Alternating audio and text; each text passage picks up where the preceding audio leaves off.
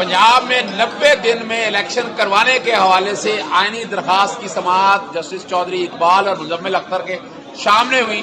उन्हें बताया कि यहाँ इलेक्शन कमीशन इलेक्शन नहीं करवाना चाहता, दफा 144 का नफाज है, ट्रांसफर पोस्टिंग चल रही है, खाली सिर्फ नॉमिनेशन पेपर या शेड्यूल देने से इलेक्शन साफ शफाफ नहीं होने।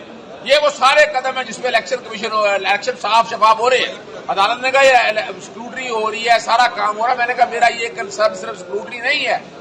अभी तक देखे चीफ सेक्रेटरी और आईजी पंजाब ने 10 फरवरी को लाहौर हाई कोर्ट में आकर अंडरटेकिंग दी थी कि वो साफ शफाफ इलेक्शन कराएंगे और इलेक्शन कमीशन के अहकाम पर अमल दरामद करेंगे। लेकिन दूसरी तरफ इलेक्शन कमीशन में जाकर वो कह रहे हैं हम इलेक्शन नहीं करवा सकते, हम सिक्योरिटी नहीं दे सकते। ये वो मामला है जिसकी बुनियाद पर खदशा क्या है, यकीन है कि 90 दिन के अंदर इलेक्शन नहीं होंगे। इलेक्शन कमीशन को पहले खत लिखा गया, उन्होंने इसमें कुछ नहीं किया है।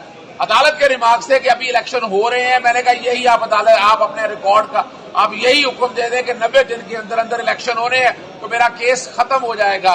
अदालत ने अब फैसला इस पे महफूज कर लिया।